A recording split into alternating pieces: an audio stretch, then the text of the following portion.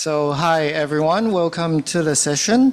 This is the session 22, Innovation Visualization for Effective Data-Driven Communication. And I'm going to be your moderator. I'm Jerome, one of the organizer of this session, and our co-organizations Daphne and Maureen is also here. So we would love to have some fruitful discussion later. And this year's meeting was made possible by the generosity of the sponsors, especially the diamond sponsors. So the conference is very grateful to them and to the Oki Congress for today's tech support. And this session will be recorded for later viewing, so it would be posted on the YouTube channel for later. And for all the speakers, please, and also the attendees, please speak slowly and clearly for the benefit of all the attendees. Yeah, I need to look at these housing rules. All right, so each session for each speaker, it will present for 10 minutes, and there will be a 3-minute question, and then a 2 minutes for transition. All right. And if you are attending virtually, please use the Zoom chat to ask questions. And for people that are here, we are very happy you are. And please, when you ask questions, please wait until the speakers end and then use the microphone. And please tell us who you are. Okay, so I think that would be all. And let's welcome the first speaker, Daphne. Thank you.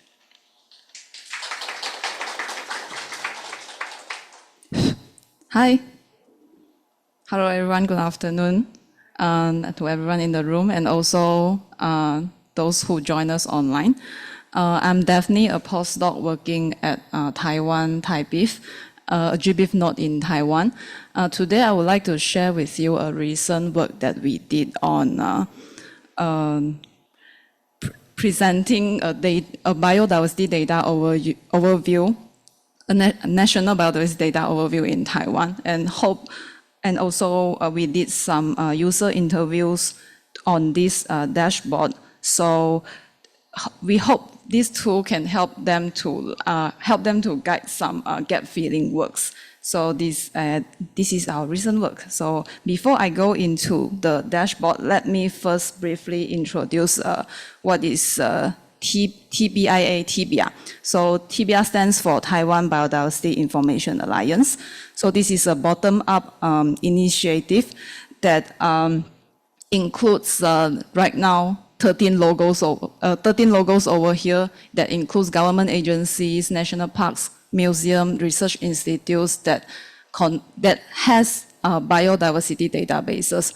And our aim is to have national level biodiversity data integration. So right now we have a link to at least 15 biodiversity databases already. So, and this year we are very happy to welcome our first corporate member, the CPC Corporation.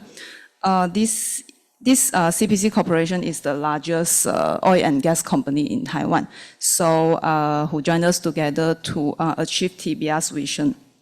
Okay. So, and this is the homepage of the TBIA data portal looks like.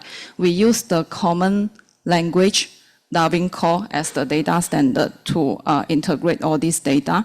And then our common taxonomic backbone is from Taiwan Catalog of Life, TaiCore. And right now, this data portal is currently the largest biodiversity data portal in Taiwan, which it contains about 22 million occurrence records, and about 1 million of it are specimen records. And anyone can register for an account, access, and do filtering, and also download the data freely. Okay, so unfortunately, I'm the last speaker from my team in this conference to talk about our work. So I want to show you also a few of other my team members that shared what the collaborative work that we did on achieving this TBIA thing. So feel free to check out their recordings if you are interested in Oxford Abstract, or maybe a few months later in TEDx YouTube channel.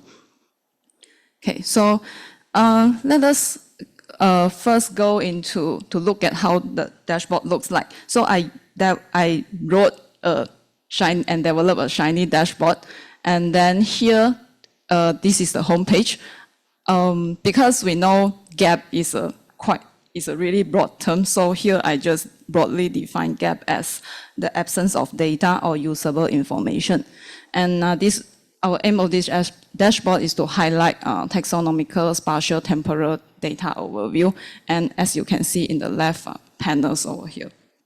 Okay, so I realized a few days back that the mobile view is not that good, so I highly encourage you to view it in a laptop. Okay, so for open access and also for sharing, I made all my codes available on GitHub. So this includes codes that include data cleaning and the design of the UI, and then all the codes that makes me plot the graph and everything. It is all in GitHub now, so feel free to check it out. And also I made a 2-language version. One is in traditional Chinese, since that is our target audience, and then also English.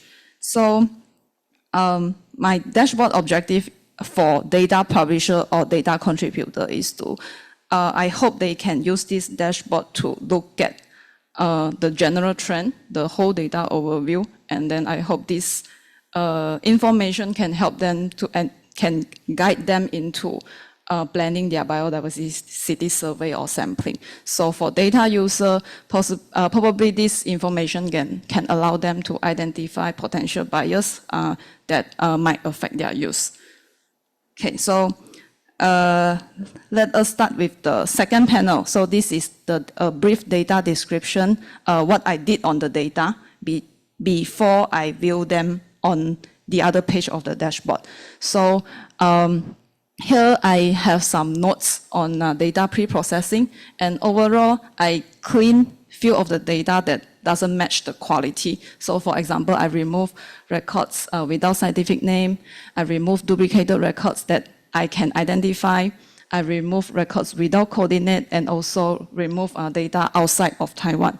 So, and then here's the number of the records. And then these are also the additional information on data pre-processing steps that I did before showing them on the dashboard. So I'm not going to go into the detail. Okay, so first we have taxa overview.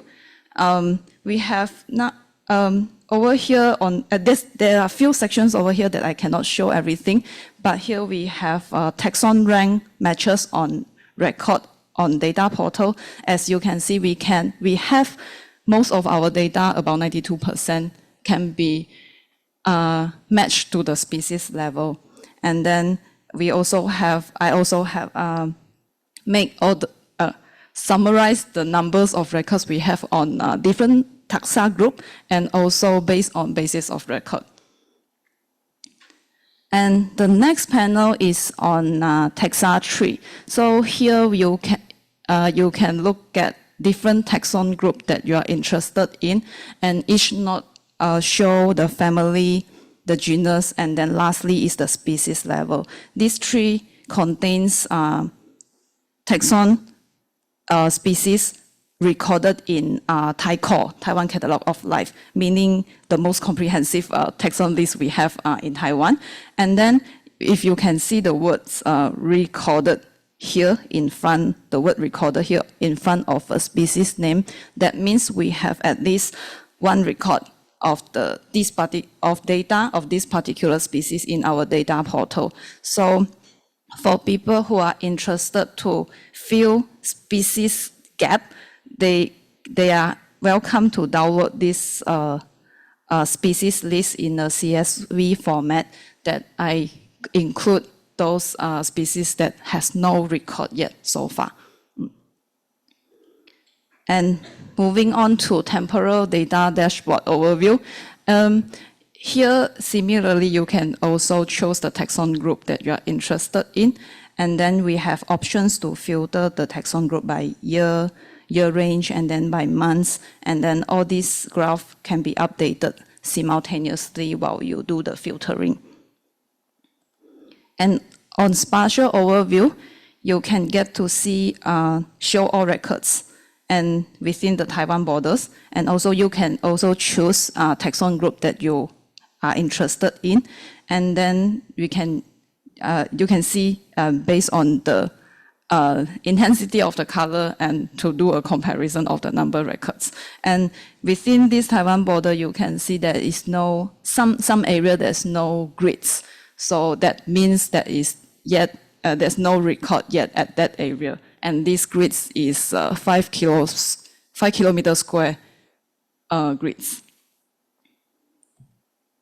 And then we have the filter gap page. So far I designed this page focus only on spatial gap. So I categorize these grids into different priority level for them to fill. And right now I define first if a single grid has less than 3,000 records, then it is the priority grids to fill. And then now it's about 4,000 grids. And they have different options. And I also put this information such as the grids coordinate and then the layers in a Google My Map file. So you can download them in a CSV and also KML map layers if that is helpful for someone to plan their biodiversity survey. Okay, so our preliminary result can already show us some really distinct and obvious data gap in our National Biodiversity Data Portal. For example, we can see there is fewer records at the high mountain region and also in the sea. And in our database, you can see birds accounted for 66% of all data. This is similarly also for other database in other region where we know most of the data comes from eBird. And we also noted that some less studied taxonomic group. So if we compare also species, unrecorded species based on our Thai core, we know that there's more than half of the species has no record yet in the data portal.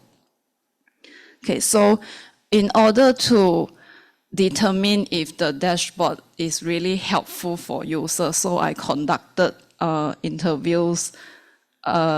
users interview and from different backgrounds. So here I'm going to show you only some of the comments that I got that I think is quite important or interesting. So from a management perspective, the TBR members wish that they can see their own data gap, meaning the data contributed by them and where is the gap from their own databases.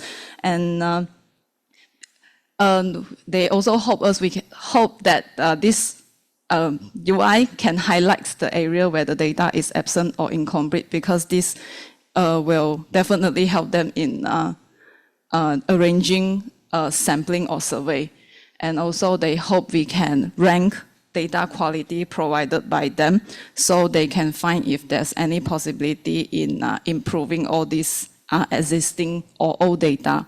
And some museum members, they hope they can see some data visualization that is more related to specimen-related information. From a researcher's perspective, they hope they have the option to download data based on quality ranking, so they can decide whether or not this data is good enough or fit enough for their scientific analysis. And they also hope we can incorporate visual tracking of time or spatial data of individual. I think this is mostly related to migratory study. And also they also mentioned some species, they don't move around that much. So instead of grid view, they prefer a record to be shown in a data point instead. And also some others include also thematic and environmental data, or the option to filter random versus systematic survey data. Okay, so our future to do, we will make a guidance on use of this dashboard because some users, I found they have no idea what to do if I just show them the dashboard. And I can, maybe clearly I should also clarify some goals, what are our ultimate goal in showing this dashboard and what they can do. And also, I have not enough time, I have to be quick. On some future tasks that we do, particularly on boundary and conservation effort, they hope we can implement features to upload, draw, and analyze protected area boundaries, or any layer that their area of interest, of course, and then to show this area that whether the information is complete, whether there's gap, and also to incorporate tools that assist decision making. For example, they some of them mentioned maybe we can include some diversity estimation calculation within the dashboard. And some people, they are like Pokemon monster, gotta catch them all. So they want to fill only gaps on they are species specific. And so it will be based on tyco. Most people over here that give this suggestion are more to museum collection people. They hope to get at least one specimen collection per species. So they gave us this information. Okay, and after a first round of user interview, I realized most users that I interview are quite optimistic in helping us. So they say, maybe you should just tell us directly what to do.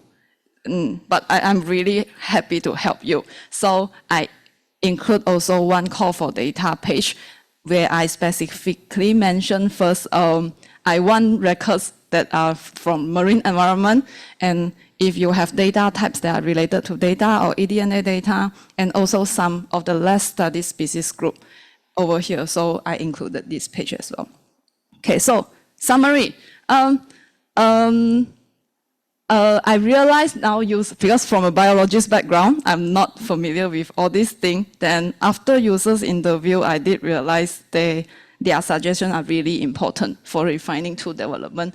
And then we also need to align with current user needs. And from people from different backgrounds, they gave us different suggestions. Then we realized these requirements vary widely, and from specific individual up to large scale, environmental scale. So we also need to discuss and prioritize developments that address broader use cases. And we hope this dashboard is helpful for everyone. Okay, thank you.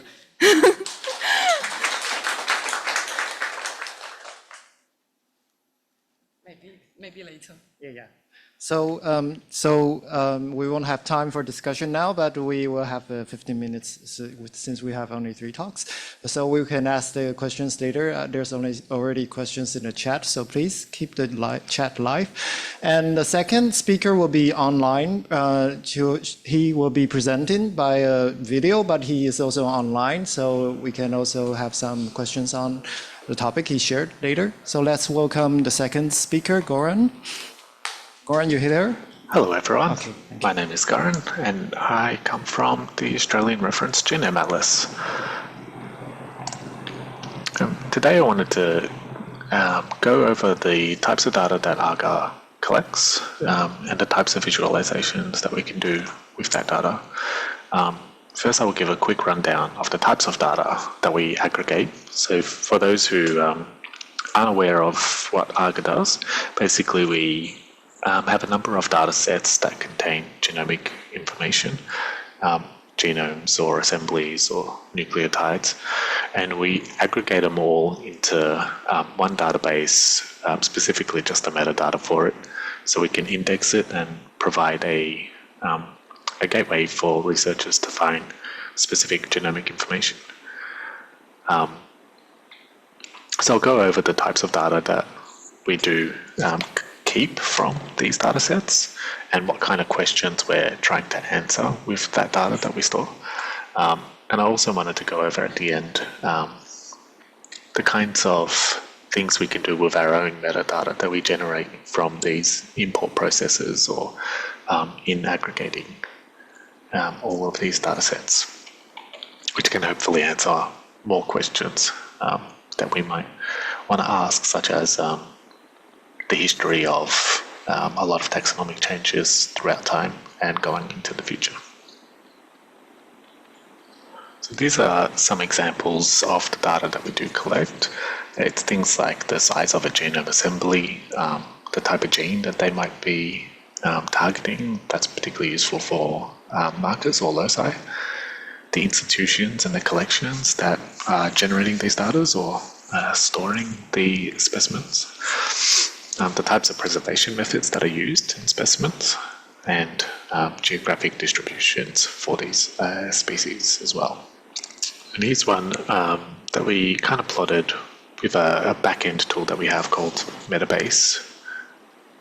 So we can see from here in the BOLD database, which is the barcode of life database, that by far the most targeted gene is the COI5P gene, which is used extensively in barcoding.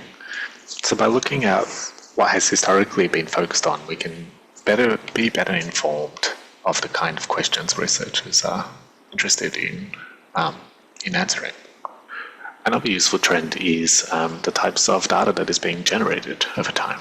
So in this next graph here, we can kind of see the amount of sequence runs that are being done, and this one is limited to barcode of life. This is largely thanks to the event model that ARGA uses under the hood, which lets us kind of plot a lot of these events over time. And kind of tell us the liveliness of a specific data set. As we can see from BOLD, it's still plenty lively. To get further utility from all the metadata we aggregate, ARGA allows for multiple taxonomic systems to coexist on the same database. It links to the rest of the genomic data via names, where a taxon can have many names and names can have many taxons. This allows us to get more accurate stats about a taxon and the overall genomic data coverage. And the three types of data coverage that we focus on are species with genome assemblies, with any other kind of genomic data such as loci or components, and with specimens and how many of those specimens. That applies to every taxon going up the tree. Thanks to the underlying classification tree in our database, we're able to generate these graphs for all tags at any level. You can see in this example, for core data, we have at least half of the species with some kind of genetic data and very few species with genome assemblies. We can also see at a glance which species are particularly popular. Because of the underlying event model, linking specifically to a name rather than to taxonomy, we can actually go a bit further and cut the data in a different way. And we do this by using an entity attribute value table under the hood, which allows us to assign any attribute to a name and determine the coverage of species with specific traits or attribute. So for example, in this one, we can determine the amount of medically significant species within the venomous and poisonous species dataset.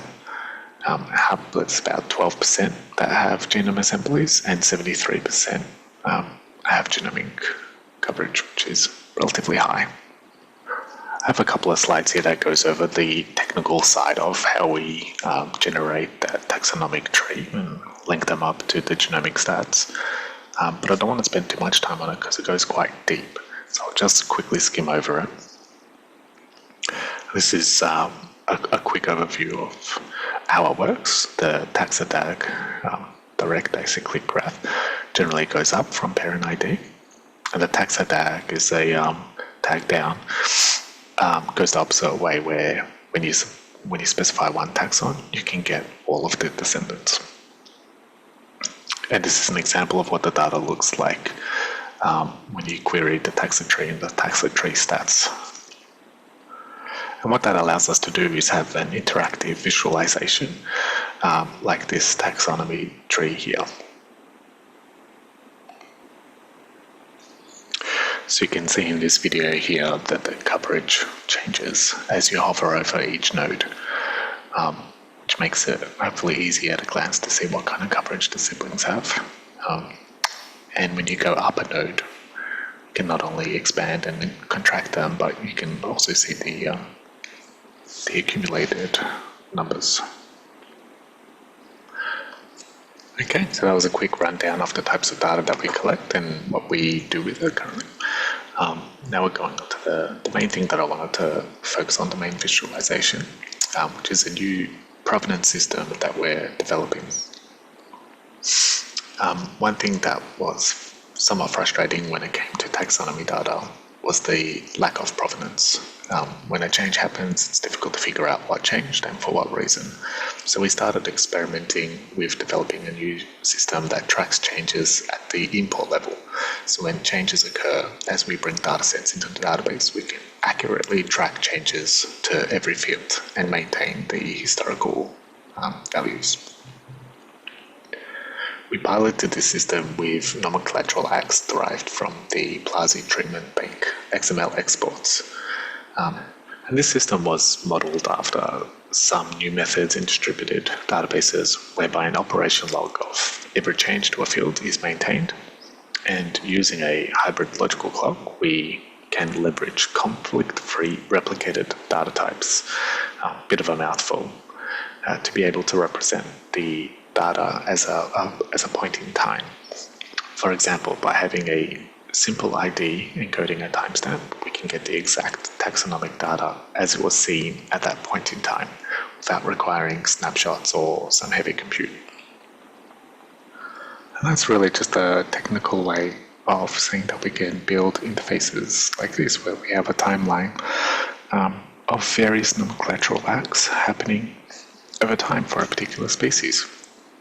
So in this one, first we have the new species in 2010.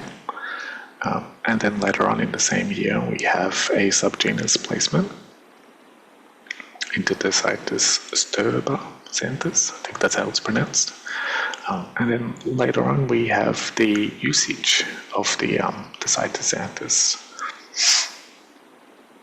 in a paper from Semantic Scholar. And of note here is the ability to overlay the datasets. So if I was to scroll down over here, where these are the list of changes to each field, we'll see that the ARC data set that is overlaid on top fixes the scientific name as well as adds some new values in there. Going further down the timeline, we see a more interesting story playing out. We see another name usage here. And then later on, we see this being moved to a different genus, and this time into Theanella xantha. And then we get some more name usages from worms and NCBI and GBIF using the new name. And we can use the same system for taxonomic data as well. In this case, we can show a horizontal timeline for the taxonomic history. So we have here the nomenclatural act that is coming from Plazi, declaring the new species. And then we see that getting used in AFD and worms. Similarly, when we get a new subgenus placement act, we see that being adopted in various taxonomic systems. And in 2014, when the new combination occurs, we see it used by a number of taxonomic systems, with the exception of AFD, who have an orthographic variant in Theanella xanthus. That's the first look at our new provenance system. To summarize, we aggregate quite a wide range of data. We don't always know what is good data to include in our visualization and what isn't. And with the granular tracking of imported data changes, we have a much more sound provenance data to be able to draw upon to create new visualizations that isn't readily available right now. I just want to acknowledge all of our partners here. Atlas of Living Australia, the Australian Biocommons and Bioplatforms Australia, who we work closely with, and the Australian Research Data Commons and NCRIS, which we also get a substantial amount of help from. And of course, no one works in a vacuum, so big thanks out to the ARC team, to Kiva, Christopher, Caitlin, and Catherine. And a big thanks to the others who we collaborate heavily with, Peter, Simon, Sarah, and Nigel. And thank you for listening.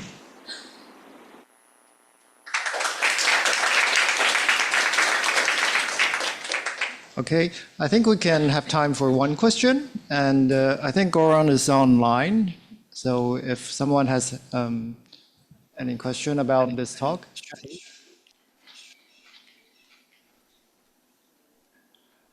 Or maybe we can still leave it later. Oh, great, hi.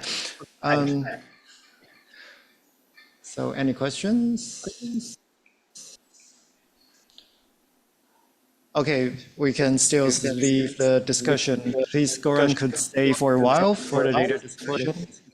Okay, then we will invite the third speaker of this session, and this is Udayangani. So it's your time.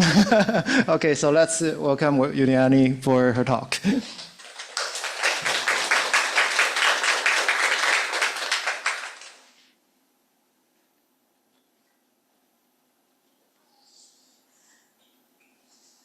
Hello, everyone. It is a pleasure to be here. My name is Udayangani Liu from Royal Botanic Gardens, Kew. So today, my talk is focused on living collections, but seeds.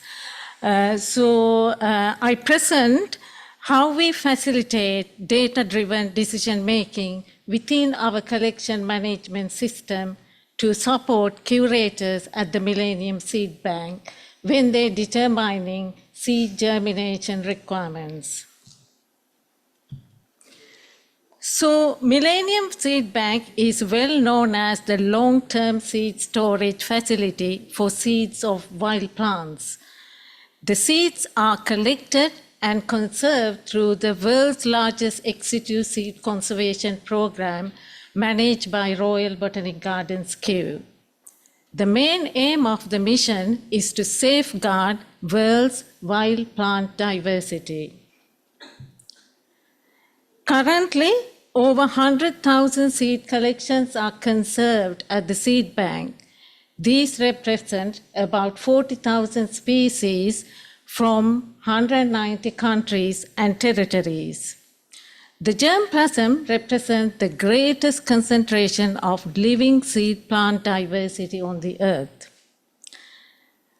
The maintaining the quality and longevity of seeds for future use are central to the conservation. Therefore, viability of these collections are monitored by carrying out seed germination tests under laboratory conditions.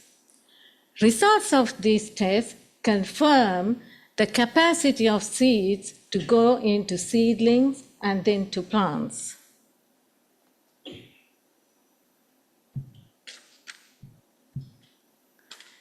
So the key factors influence the seed germination in natural habitats includes environmental factors such as cold or warm temperatures, dark or light photoperiods, and different levels of nutrients and precipitation. And also, it linked to the physiological status of seeds, such as seed quality and seed dormancy. As seed dormancy is an innate state which prevents the seeds from germinating when the surrounding conditions are favorable. The natural processes which break the dormancy are temperature fluctuations and sudden exposure to heat, or it could be chemical or physical activity. So when setting up the germination test under laboratory conditions, the main aim is to simulate the natural conditions which trigger the germination of seeds. However, seed germination ecology of most wild plants is unknown. Therefore, setting up tests is very challenging. It requires breadth and depth of knowledge and experience.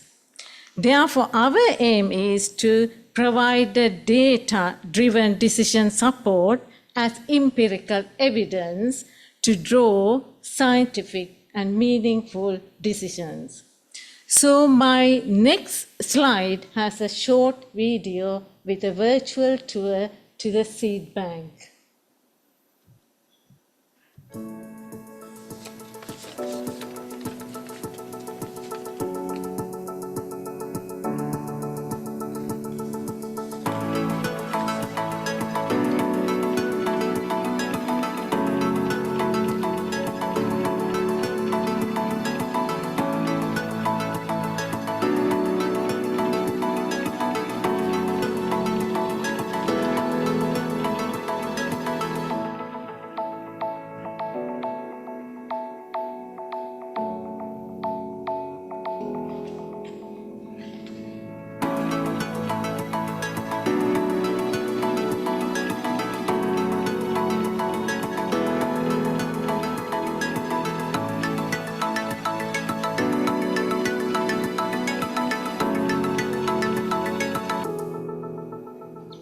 Hope you all enjoyed it.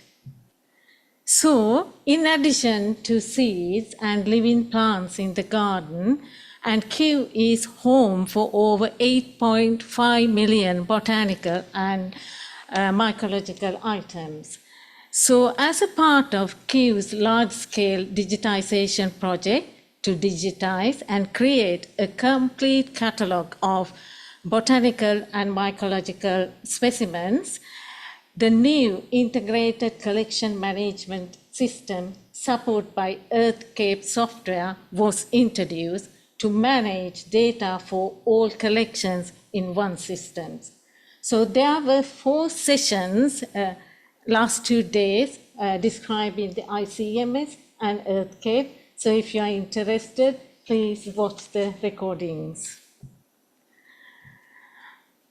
And for seeds, ICMS hold a wide range of data which capture during the point of harvesting seeds in the field and throughout the life cycle in the seed bank. So when harvesting seeds in the field, a large variable range of quantitative and qualitative data are captured. So I highlighted 3 variables which are useful for decision making in germination requirements. One variable is taxonomic identity, and the other is the original provenance from where the seeds were harvested, and then the other one is the date of seed harvested. I explained you why.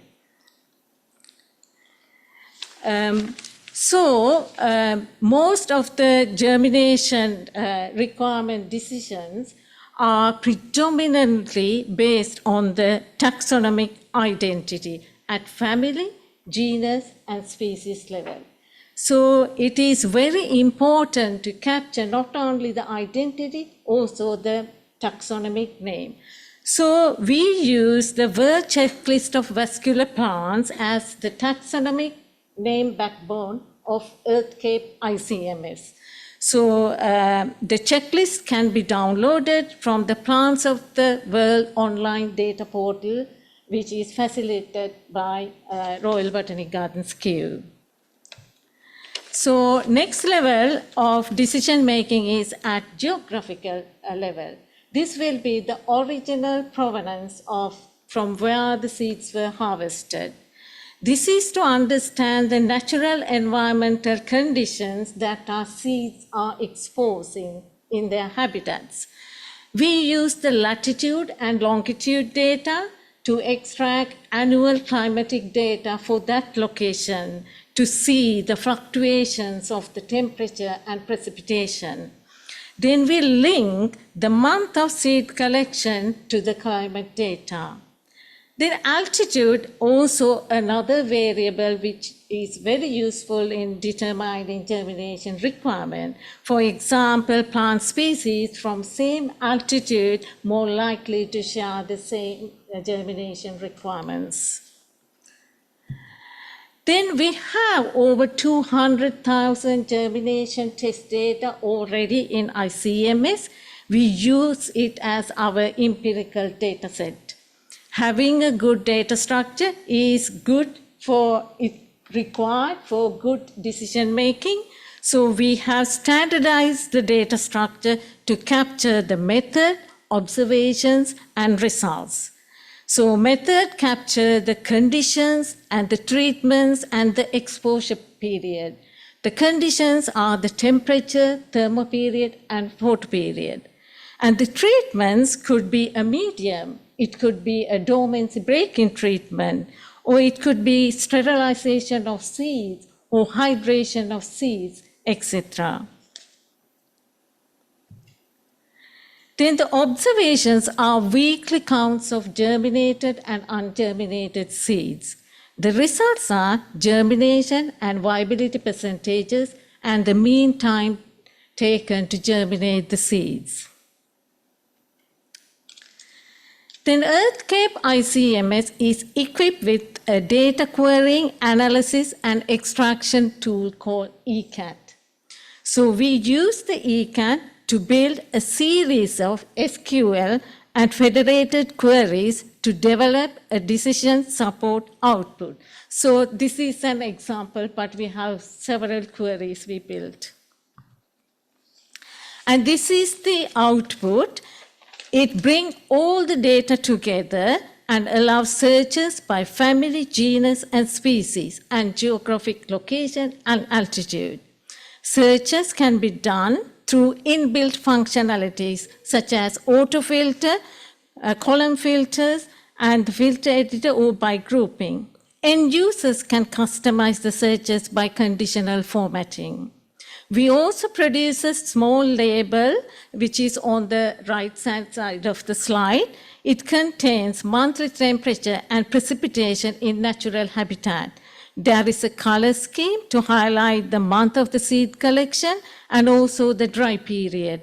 So this will help the curators to take in decisions on germination, whether to use the cold, warm, or combination of temperature, or to move along temperatures by mimicking the seasonal climate patterns. Then ICMS also has a functionality to capture the most recent and best germination tests for each collection. So when the collection are due for next retesting, when the test sheets are printed out, it captures the conditions and treatment for the best test as highlighted in the red area. So I reached to the end of my presentation, and my sincere thanks to all the members of the ICMS team, and thank you.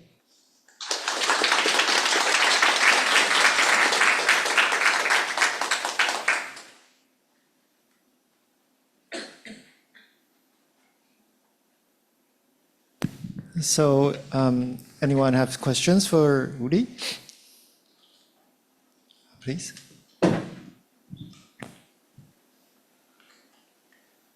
Hi, Chuck, Global Biodata Coalition.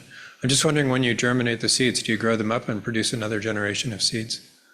Yeah, so these are for monitoring, routine monitoring purposes, because we have to monitor the collection, because we need the maintain the seed live for future use.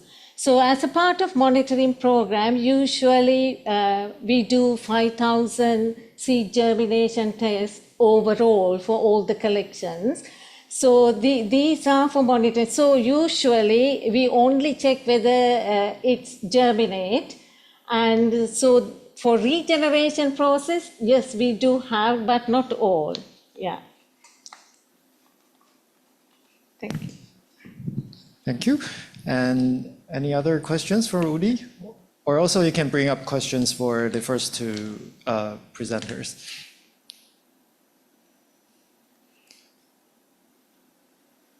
Maybe I can first, yeah, you can come back. But so there's a question on the chat that is for Daphne, the first presenter. So Esteban asked, is the dashboard generated automatically at certain times, or you do it manually? And do you do it in a local machine or in a server? So. So far, this dashboard is only at the first version. I do it manually, so the data, and also because the data is still, they will be updated at a certain time points in data portal. So right now, this is just like a first prelim test. While I was developing the dashboard, I do it locally in my laptop, and then now when it's ready, it's on the server.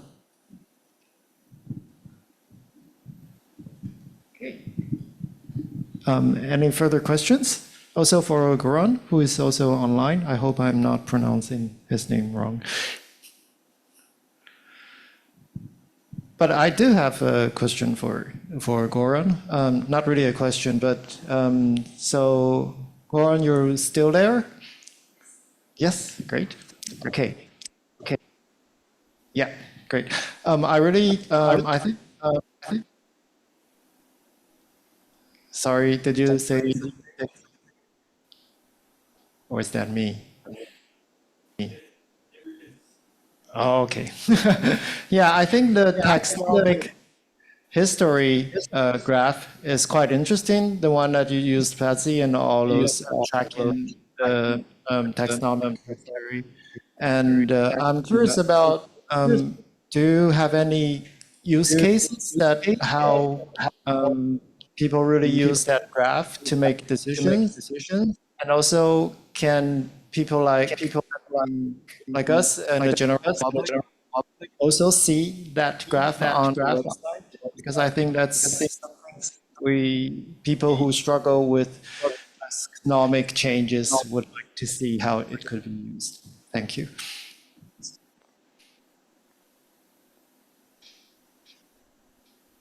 Oops, we can't hear you. I think you're muted.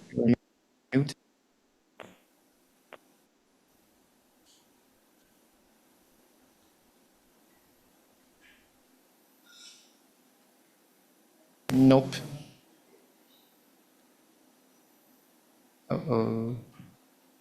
Nope, we still can't hear you.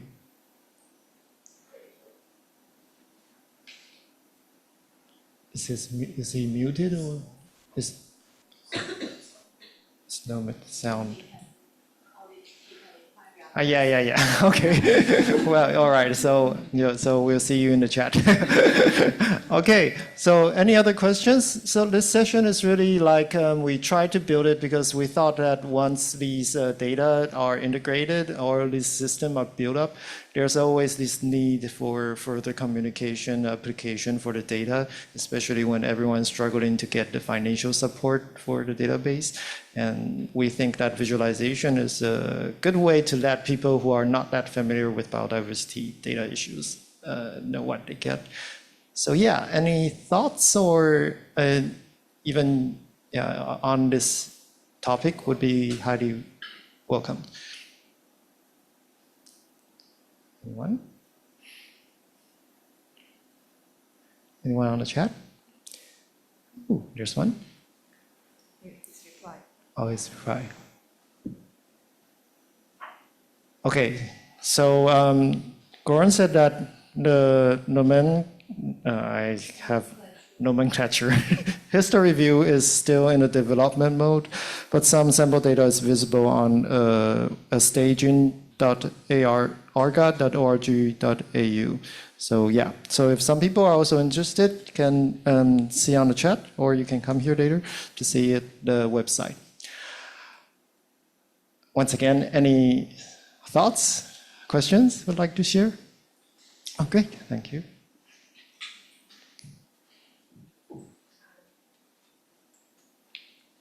My thought was prompted by the R Shiny app that was shared.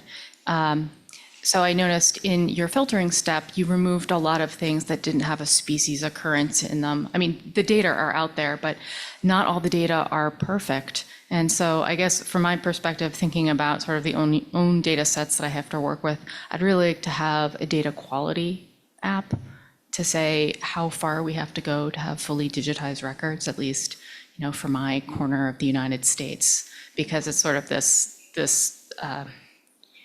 long process, this long tail of getting the data in a better state for these types of downstream analyses. So I put a little star next to it in my notes because I want to get a graduate student to get your code and do it for our region of the world. So thank you. Thank you. I do still think that if your data gets larger, I don't think the Shiny dashboard is a good tool to use. So because we are thinking of offering more customizable filtering option, which I don't think the dashboard can do right now. So it will probably be better if we hire some developer to do it. I'm not a developer, so I don't know. I only know how to use write R. Yeah, so there will be some limitation.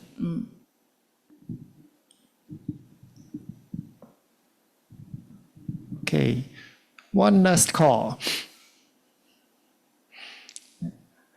All right, now I'll set you all free for the break. And thank you all for coming to this session. And still, the speakers are all here. So if you want to chat with any one of us, just please come and talk. I'll see you later in the conference. Thank you all. And thank you, online people.